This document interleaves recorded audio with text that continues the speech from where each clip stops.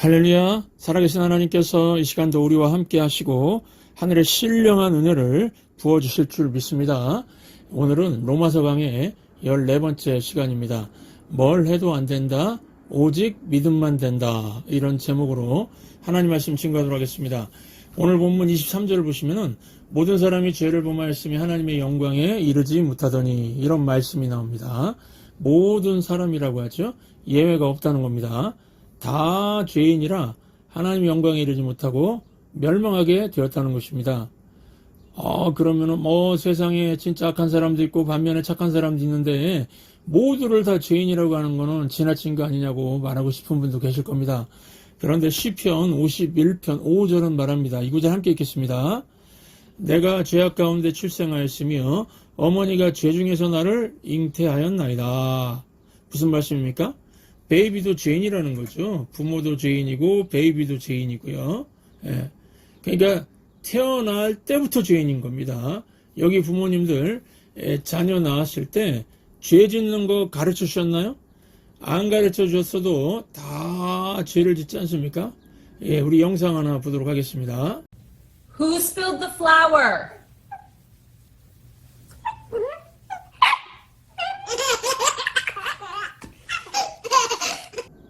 예, 여러분 이 영상 보시면 어떻습니까? 어린아기가 거짓말하는 거 보십시오. 밀가루가 많은 쪽이 누굽니까? 어린아기가 엎은 거죠. 그런데 엄마가 누가 그랬어? 그러니까 개가 그랬대요. 그 리트리버는 억울하죠. No, 그러고 있죠. 예, 그리고 들키니까 이 아기의 이 사악한 웃음 한번 보십시오. 웃음으로 넘겨보려고 그러죠. 이런 고단수를 누가 가르쳐 주었습니까? 이 어린아기의 본성에서 나온 겁니다. 죄는 가르쳐 주지 않아도 짓습니다. 그렇죠? 그래서 문제가 무엇이라고요? 하나님의 영광에 이르지 못한다. 모든 사람은 하나님의 영광에 이르지 못한다는 겁니다. 저는 가끔 저 자신에게 가끔 하는 질문인데요. 나는 오늘 죽으면 어디로 갈까? 천국일까? 지옥일까? 이 질문합니다. 여러분들 오늘 죽으면은 어디로 갈 것 같습니까? 지옥 한번 손 들어주세요.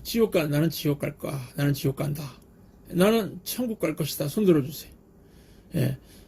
사람이 죽으면 여러분이 영혼이 몸에서 빠져나와서 올라간다고 하죠. 이건 제 상상인데요. 사람이 죽어서 영혼이 올라갈 때 파란불이 보이면 천국으로 가는 거, 빨간불이 보이면 지옥으로 가는 거다. 이런 사인이 있다 그러면은 이분이 천국 갔구나. 저분이 지옥 갔구나. 그렇게 알 수 있겠죠. 예. 그런데 제가 사람이 죽기 전에 드리는 그런 임종 예배 인도할 때도 보면요. 돌아가시는 분들 봐도 무슨 빨간불도 안 보이고 파란불도 안 보이고 그렇습니다. 그러니까 사실 목사인 저도 이분이 어디로 갔는지 잘 모릅니다. 중요한 사실 하나는 모든 사람은 다 죄인이기 때문에 죽으면 어디로 가는 게 자연스러운 겁니까? 천국이 아니라 지옥이죠. 하나님 영광에 이르지 못하니까 다 지옥으로 가는 게 자연스러운 일이라는 겁니다.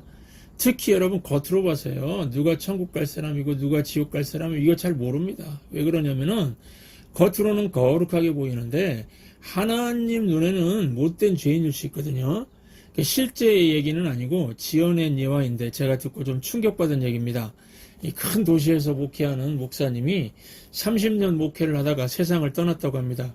그리고 같은 날 그 목사님 심호하던 교회 주변에서 몸을 파는 여인 한 명도 죽었다고 합니다.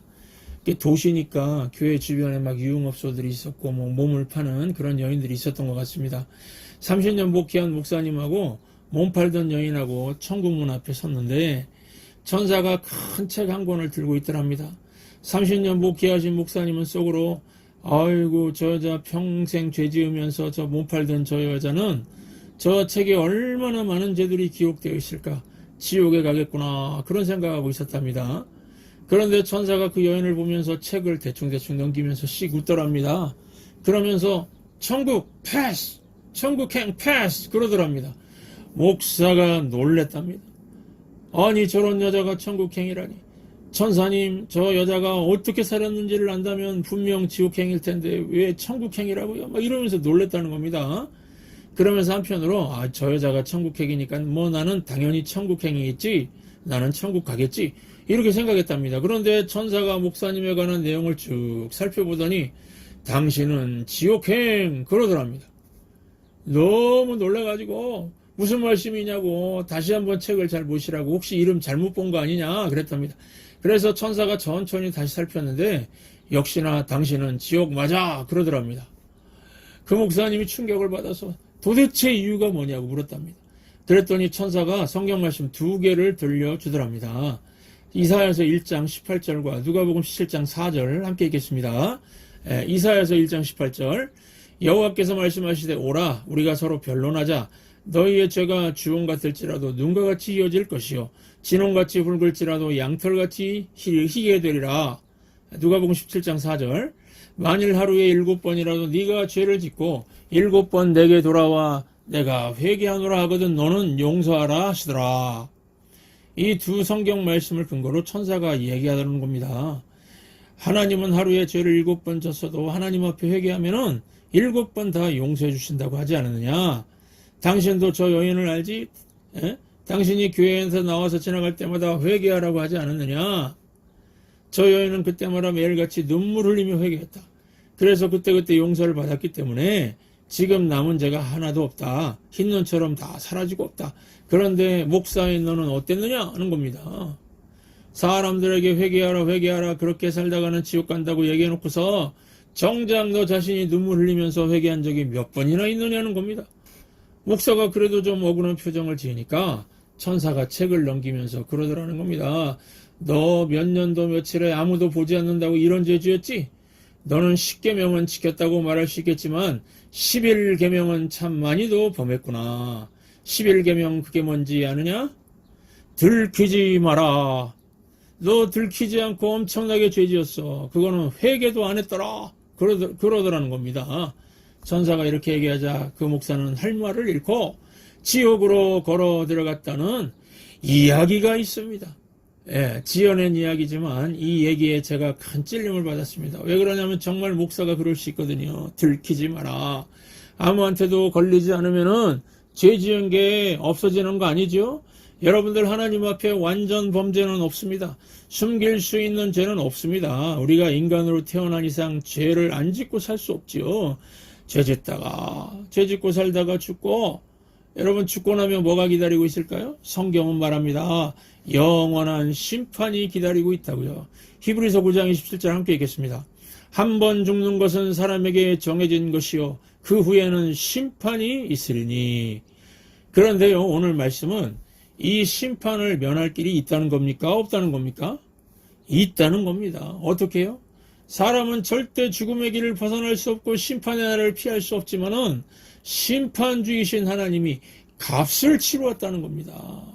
그러니까 이거는 굿뉴스죠. 영어로는 굿뉴스, 우리말로는 복음입니다.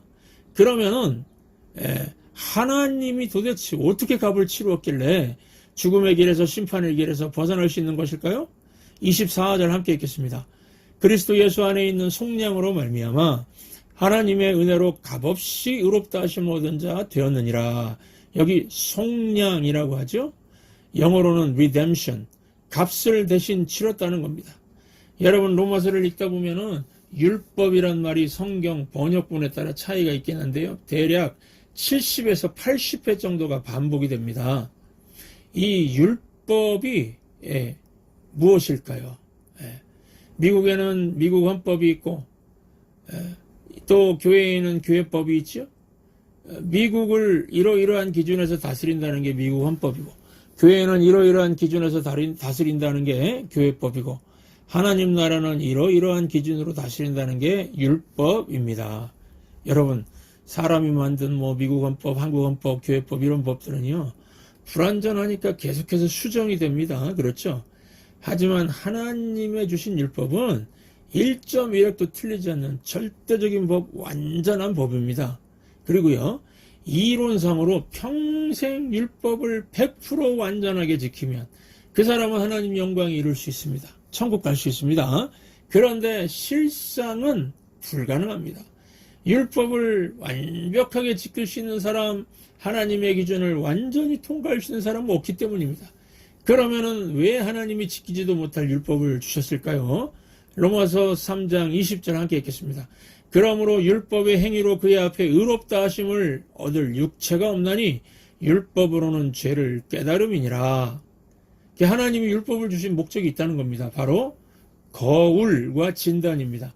거울 보면은 내 모습이 보이죠? 너 살쪘구나. 너 너무 말랐구나. 보입니다.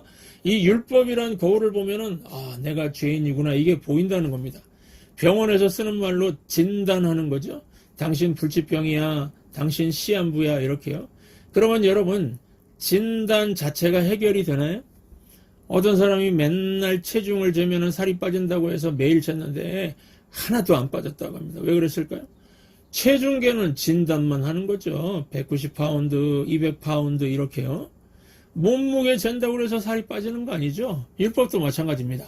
너는 도저히 못 빠질 죄인이구나. 너는 망할 죄인이구나. 너는 소망 없는 죄인이다. 이 진단만 해주는 겁니다.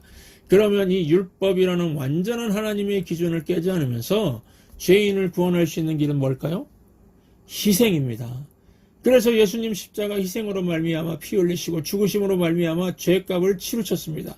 그리고 죽음에서 생명으로 옮기는 것들도 다 값을 치렀다는 겁니다. 어떤 분들은요, 교회 다니면서 잘못 이해하고 있는 게 구원이 공짜랍니다. 그거 아닙니다. 예수님이 희생하시고 값을 치른 겁니다. 예수님이 우리를 위해 죽으셨습니다. 이거는 값을 매길 수가 없는 겁니다. 그래서 invaluable, 값을 매길 수 없다. 그렇게 말합니다. 워싱턴 국립묘지가도 글이 하나 써있죠. Freedom is not free. 자유는 공짜가 아니다. 수많은 군인들이 목숨 걸고 얻어낸 게 자유죠. 큰 희생으로 값을 치렀기에 내가 자유를 누리는 거죠. 마찬가지로 예수 그리스도의 그 값을 매길 수조차 없는 어마어마한 희생으로 내가 구원을 받은 겁니다. 그래서 구원을 깨닫고 사는 사람 보면요, 대속과 희생의 원리대로 사는 걸 볼 수 있습니다. 여러분, 이 주일에 와서 보면 우리 교회 화장실 깨끗하죠? 누구의 희생이 있었기에 깨끗한 겁니다. 또 주일마다 맛있는 식사가 나오죠? 누군가 희생해서 나온 결과물입니다. 뭐 사회생활도 그렇지만 교회는요, 대속과 희생이 있어서 유지되는 겁니다. 모든 게 스스로 희생하겠다는 자원함으로 행해지죠. 억지로 하는 건 희생도 아니고 대속도 아니고 예수님 흉내내는 삶도 아니거든요. 우리 크리스천은 교회 봉사를 통해서 대속과 희생의 원리를 배우고 이걸 사회 나가서 확대해서 실천해 나가는 겁니다. 그러니까 교회는 훈련소 같은 개념도 있습니다. 교회는 뭐라고요? 훈련소. 그래서 저와 여러분은 어떻게 살아야 되느냐면요, 먼저 하나님의 복을 엄청 받아야 됩니다. 압도적인 은혜를 받아야 됩니다. 1만 달란트 은혜를 받아야 됩니다. 이게 100조 정도 됩니다. 그래야 뭘 할 수 있냐면은 희생할 수가 있습니다. 1만 달란트를 받으면요, 100데나리온, 한 1000불 정도? 그거 사기치는 사람한테 손해 봐줄 수 있죠? 500불 정도 포기할 수 있죠. 100조쯤 받으면은 1000불, 10,000불 정도 희생하는 거 할 수 있겠죠? 그래서 하는 겁니다. 여러분, 하나님께서 우리에게 100% 희생하라 이렇게 말하지 않습니다. 하나님이 나에게 압도적으로 주셔서 조금 희생하는 거죠. 그래서 왜 내 주변은 맨날 시끄럽고 싸움만 있고 평화가 없나? 그러면 1차적으로 이거 내 탓입니다. 내가 예배 와서 1만 달란트의 압도적인 은혜를 받으면은요, 100조 원어치 은혜를 받았는데 500불, 1000불, 10,000불어치 희생하는 게 뭐가 어렵겠습니까? 예를 들면 10이라는 지분이 있습니다. 이거 나누기 어렵죠? 3.33333 이렇게 나오니까요. 그래서 이제 세 사람이 다투고 있습니다. 그런데 그 중에 여러분이 끼어 있습니다. 그러면 어떻게 해결 가능할까요? 10을 3대 3대 4로 나눌 수 있죠. 여러분이 나눠서 내가 3을 가질 테니까 너희 둘이 가위바위보에서 이긴 사람이 4를 갖고 진 사람이 3을 가져. 그럼 해결되죠? 평화가 임하겠죠. 그런데 두 사람이 너무 이기적입니다. 그래서 가위바위보가 문제가 됩니다. 한쪽에서 내가 이겼다 그러면 무효다, 네가 늦게 냈잖아 이러면서 막 계속 싸우고 있는 겁니다. 그럼 어떻게 하면 되죠? 크리스천인 내가 나서면 해결됩니다. 어떻게 해요?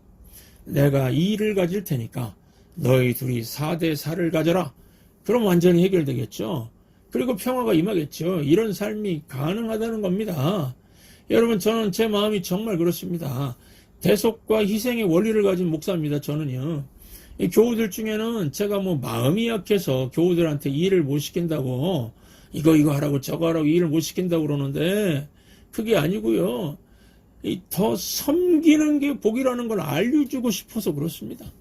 그래서 뭐 설거지하다 힘들어하면요. 아이고 제가 하겠습니다. 제가 돕겠습니다. 즐거운 마음으로 나서게 되는 겁니다. 몇 주 전에 어느 설거지팀이 힘들어하니까 김학경 집사님, 이형기 집사님이 가가지고 도와주는 걸 지켜봤는데요. 자기 순번도 아닌데 즐겁게 설거지를 하고 있더라고요. 여러분 바로 이런 겁니다. 예. 그런데 뭐 누구는 한 번 설거지했는데 나는 뭐 10번이나 하니 억울하다. 아니 그게 왜 억울합니까? 더 섬길 수 있어서 기쁘지요. 잊지 마십시오. 교회는 대속과 희생의 원리를 실천하는 훈련소입니다. 그런데 문제는요. 이 대속과 희생의 원리를 잘 실천하는 사람이 있는가 하면은 이걸 못하는 사람이 있다는 겁니다. 무슨 차이일까요? 구원의 도를 확실히 깨달은 사람인가 어설프게 깨달은 사람인가 그 차이라고 생각합니다. 여러분 믿음이 무엇입니까? 믿음은 뭐 혼자서 믿습니다 중얼중얼 하는 게 믿음이 아니고요. 세 가지 요소가 있습니다. 첫째, 구원의 근거, 올바른 지식이 필요합니다. 그리고 그걸 내 마음으로 영접하는 겁니다. 그리고 마음으로 영접한 걸 입으로 고백하는 겁니다. 이 세 가지 요소를 예를 들어서 설명하겠습니다. 큰 홍수가 나서 모든 게 떠내려나고 있습니다. 물이 막 너무 급류라서 물에 뛰어들었다간 죽음 뿐입니다. 겨우 지붕 위에서 목숨만 건진 상태입니다. 그때 헬리콥터가 와가지고 로프를 내려줍니다. 그거 붙들면은 구출되는 거죠. 그러면은 구원받는 데 있어서 헬리콥터의 로프가 구원의 근거죠. 헬리콥터에서 로프를 내려주지 않으면 구원받을 길이 없지 않습니까? 여러분 믿음이 생기기 위해서 필요한 거는 구원의 근거를 아는 게 참 중요합니다. 교회를 오래 다녀도 사람들이 믿음이 왜 잘하지 않는가 하면은요. 제대로 믿을 구원의 근거가 없어서 그렇습니다. 저는요. 누구든지 구원의 근거만 확실히 알아도 다 믿을 수 있다고 확신합니다. 잘 보십시오. 사람이 곧 죽게 됩니다. 그런데 헬리콥터가 왔습니다. 다른 길은 없습니다. 그러면은 로프 잡는 게 뭐가 힘듭니까?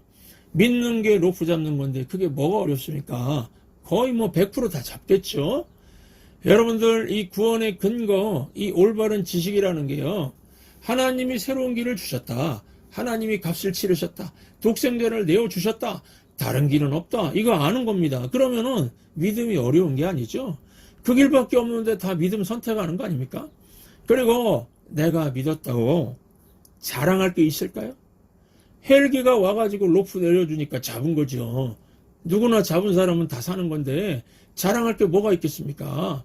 이 잡은 손이 중요한 게 아니고 진짜 중요한 건 구원의 근거인 헬기 로프가 중요한 거죠. 하나님이 세상을 이처럼 사랑하사 독생자 예수님을 내려보내주신 게 이게 중요한 거 아닙니까? 그런데 뭐 목사님 믿음이 좋아요. 장로님 믿음, 권사님 믿음이 좋아요. 이거 우스운 얘기입니다. 이거 우스운 거죠. 우리 27절 함께 읽겠습니다. 그런즉 자랑할 데가 어디 있느냐 있을 수가 없느니라.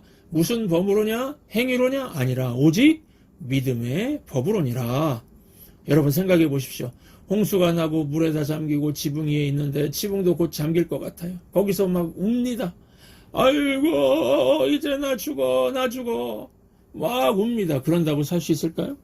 울다가 죽겠죠. 울다가 물에 빠져버렸습니다. 막 힘을 써서 허우적댑니다. 그러면 살까요? 허우적대다가 힘 빠져 죽겠죠. 허우적대다가 물이 머리까지 찼습니다. 내가 숨 안 쉬고 참아야지. 그러면 살까요? 안 됩니다. 울어도 못하네. 힘써도 못하네. 참아도 못하네. 그럼 살 길은 뭘까요? 헬기가 와야죠. 로프를 내려줘야죠. 로프 잡는 게 뭐라고요? 믿음의 손이지요. 그러니까 믿으면 되겠네. 믿으면 살겠네죠. 이게 하나님의 구원입니다. 하나님이 독생자 예수님이라는 로프를 내려주셔서 우리가 살 수 있게 된 겁니다. 요한복음 3장 16절 함께 읽겠습니다. 하나님이 세상을 이처럼 사랑하사 독생자를 주셨으니 이는 그를 믿는 자마다 멸망하지 않고 영생을 얻게 하려 하심이니라. 여러분 오늘 설교 핵심 세 가지입니다. 사람은 불가능하다. 안 된답니다. 뭐가 안 됩니까? 죄 문제 해결 안 되고 죽음의 문제 해결 안 되고 심판의 문제 해결 안 됩니다. 그런데 하나님이 값을 치렀다는 겁니다. 그래서 살 길이 열린 겁니다. 헬기의 로프가 내려온 겁니다. 그분이 누구라고요? 하나님이 세상을 이처럼 사랑하사 독생자를 내려주셨으니 살 길이 있습니다. 예수님입니다. 그럼 뭐 하면 됩니까? 예수님 붙잡으면 됩니다. 그게 믿음입니다. 그럼 우리 이 시간 고백하시기 바랍니다. 나는 죄인입니다. 스스로 구원의 길을 만들 수가 없습니다. 죄의 값을 대신 갚기 위해서 내 대신 죽어질 존재가 필요하고 또 죽음에서 생명으로 이끌어 올리는 데 필요한 값을 치러줄 분이 필요합니다. 그분이 하나님의 독생자 예수님이셨군요. 제가 예수님을 의지합니다. 제가 예수님을 나의 구원자로 나의 삶의 새로운 주인으로 영접합니다. 이렇게 함께 기도하는 시간을 갖겠습니다.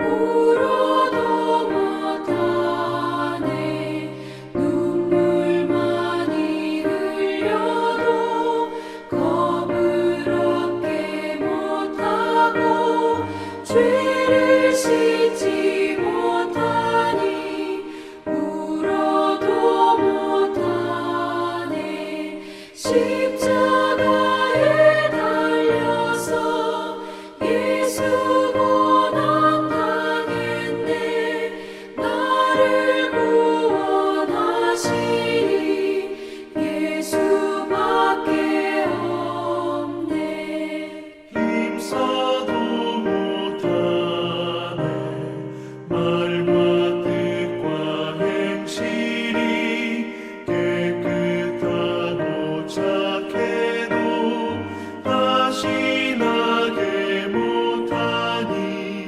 힘써도 못하네 십자가에 달려서 예수 고난 당했네 나를 구원하시니 예수밖에 없네